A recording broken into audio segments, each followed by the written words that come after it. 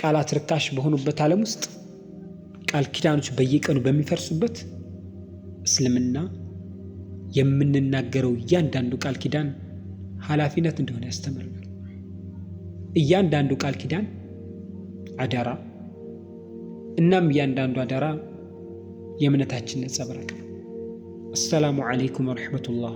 ይህ ከቁርአን ከሚገኙ አዳቦች የምናይበት ፕሮግራማችን ክፍል 1 ነው። ቃል ኪዳንን መጠበቅ። አላህ ሱብሓነሁ ወተዓላ በተከበረው ቃሉ እንዲህ ሲል ያዘናል። ወአውፉ ቢልዓህድ ኢነል ዓህደ ካነ መስኡላ። ቃል ኪዳንንም ሁሉ ሙሉ። ቃል ኪዳን በእርግጥም ተጠያቂነት ያለበት ነው። ሱረቱል ኢስራ። የምንገባው አንድም ቃል ኪዳን እውቀቱን አያመልጥ። ለአንድ ሰው አንድ ነገር ቃል ስንገባ ገንዘብ፣ እርዳታ፣ ቁርጠኝነት ወይም ሚስጥር መጠበቅ እንኳን ቢሆን እንደ ሰው ያለን ዋጋ አካል ይሆናል። ግንኙነቶች በእምነት ያድጋሉ። እምነት በቃል ኪዳኖች ይገነባል እና ቃል ኪዳኖች እኛ ማን እንደሆነ ያንጸባርቃሉ።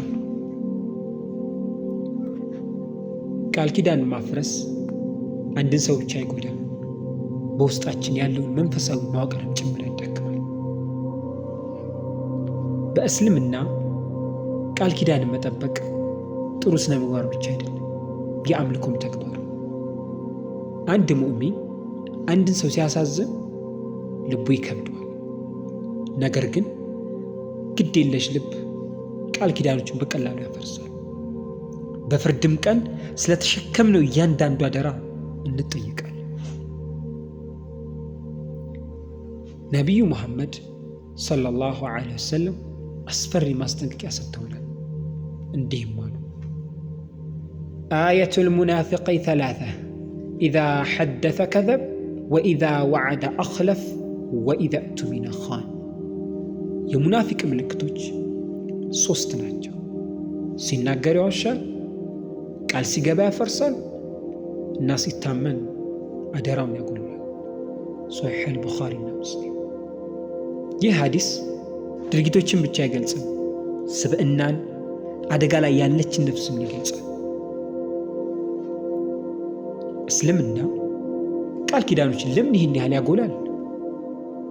ምክንያቱም የምትገቡት እያንዳንዱ ቃል ኪዳን ባህሪያችሁን ይቀርጻል። ሰዎች ያምኗችኋል ወይም ይፈሯችኋል። ቤተሰባችሁ በእናንተ ይተማመናል አሊያም ይጠራጠራል። እና አላህ በትናንሽ ነገሮች ይፈትነናል። የተጠበቀ ትንሽ ቃል ኪዳን ትልቅ ምንዳ ይገነባል። የተሰበረ ትንሽ ቃል ኪዳን ትልቅ ሸክም ያመጣል። ታዲያ እውነት ሰዎች እንዴት መሆን እንችላለን? በእውነት ልታደርጉት ያሰባችሁትን ብቻ ቃል ግቡ። የሆነ ነገር ከተለወጠ ተናገሩ፣ አትጥፉ። ስትሳሳቱ ይቅርታን ጠይቁ። ክብርን ይጨምራል እንጂ አያሳፍርም። ቃል ኪዳናችሁን ጽኑ አድርጉ፣ በንግድ፣ በጓደኝነት ወይም በቤተሰብ። አሁን ቃል ኪዳኖችን የመፈጸምን ኃይል እንመልከት። በነቢያት ታሪክ ውስጥ ሳይሆን ከተራ ሙእሚን ወደ ልዩ ሰዎች በተለወጡ ሰዎች ታሪክ ውስጥ። በኸንደቅ ጦርነት ወቅት አንድ የሙእሚን ቡድን ወደ ነቢዩ ሰለላሁ ዐለይሂ ወሰለም ቀርበው እንዲህ በማለት ቃል ኪዳናቸውን ገቡ። የአላህ መልእክተኛ ሆይ ዛሬ ጦርነት ከመጣ እንሸሽ። ትንሽ ቡድን ነበር። የጦር መሳሪያቸው ጥቂት ነበር። ጠላት ከነሱ በ3 እጥፍ ይበልጥ ነበር። ፍርሃት ሊያሸንፋቸው ይችል ነበር። ነገር ግን እምነት አጽንቷቸዋል። ጦርነት ሲጀመር ቃል ኪዳናቸውን አስታወሱ፣ ቆሙ፣ ተዋጉ። አንዳንዶቹ ቃል ኪዳናቸውን በሕይወታቸው ፈጸሙ፣ ሰማዕታቱ። አላህ ስለ እነሱ ሲያወሳ እንዲህ ሲል ነገር ሚነል ሙእሚኒነ ሪጃሉን ሰደቁ ማ ዓሃዱላህ ዐለይህ فمنهم من قضى نحبه ومنهم من ينتظر وما بدلوا تبديلا። ከምእመናን ውስጥ ለአላህ የገቡትን ቃል ኪዳን የፈጸሙ አሉ። ሌሎችም አሁንም እየጠበቁ ናቸው እና ፈጽሞ አልለወጡ። ቅንነታቸው ክብራቸው ሆነ። እስኪ እናስቡት። መላእክት አልሆኑ፣ ተአምራትን አላደረጉም። ልዩ ያደረጋቸው ቃላቸውን መጠበቃቸው ነበር። አላህ ከብዙ ፍጥረታቱ በላይ ከፍ አደረጋቸው። ምክንያቱም እውነተኝነት አላህ በቅን ሰዎች ራስ ላይ የሚያስቀምጠው ዘውድ ነው።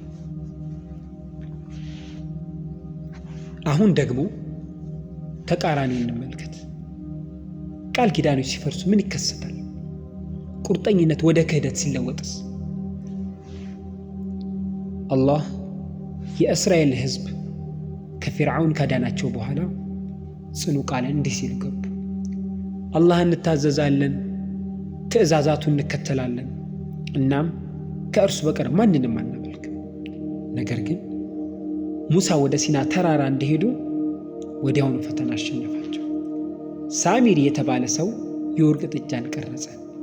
መናገር አይችልም፣ መጠበቅ አይችልም፣ ኃይል አልነበረውም። ሆኖም አመለኩት። አላህ እንዲህ ሲል ታሪኩን ነገረናል። ወለቀድ ጃአኩም ሙሳ ቢልበይናት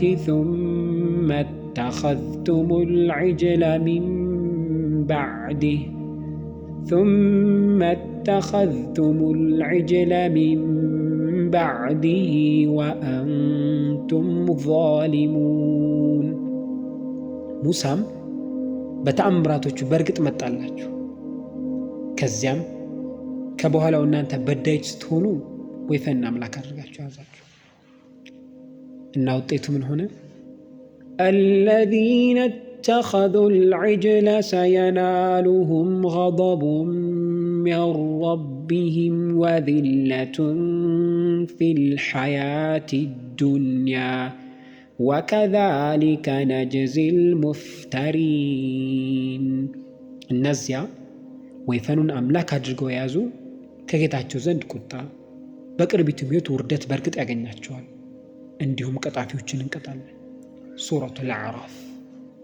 በረከታቸው ጠፋ፣ ክብራቸው ጠፋ፣ ሕይወታቸው በውርደት ተሞላ። እናም በመጨረሻው ዓለም አላህ ከባድ ቅጣት ቃል ገብቷል። ይህ ታሪክ ለሁላችንም ማስጠንቀቂያ ሆኖ ይቆማል። ቃል ኪዳኖች ትንሽ አይደሉም፣ አላህ አይረሳቸው። ስለዚህ ራስህን ጠይቅ። ስንት ቃል ኪዳኖችን ገብተናል? ለጓደኞች፣ ለቤተሰብ፣ ለአላህ እና ስንቶቹን ፈጽመናል እና ስንቶቹን ስተተናል? የተጠበቀ እያንዳንዱ ቃል ኪዳን ከፍ ያደርግሃል። የተሰበረ እያንዳንዱ ቃል ኪዳን ዝቅ ያደርግሃል። ቃሉ የሚታመንበት ሰው፣ ቃል ኪዳን ዋስትና የሆነ ሰው፣ ታማኝነትህ በሌሎች ሕይወት ውስጥ ብርሃን ይሁን። እናም እውነተኞችን ከፍ ያደርጋል አላህ፣ ከዳተኞችንም ያዋርዳል። ቃል እምነትህ ነጸብራቅ ነው። ስለዚህ ቃል ኪዳኖቻችንን እንጠብቅ። ቃላችን ጽኑ፣ ልባችንም ቅን ይሁን። አላህ ከእውነተኞች ያድርገን፣ እናም እምነትን ከማፍረስ ይጠብቀን። ስለተመለከታችሁ እናመሰግናል። አላህ ይባርካችሁ እና በሁሉም ቃል ኪዳን ውስጥ ቅንነትን አላህ ይስጣችሁ። በቀጣይ በክፍለት እስከምንገናኝ ወሰላሙ ዓለይኩም ወረሕመቱላሂ ተዓላ ወበረካቱሁ።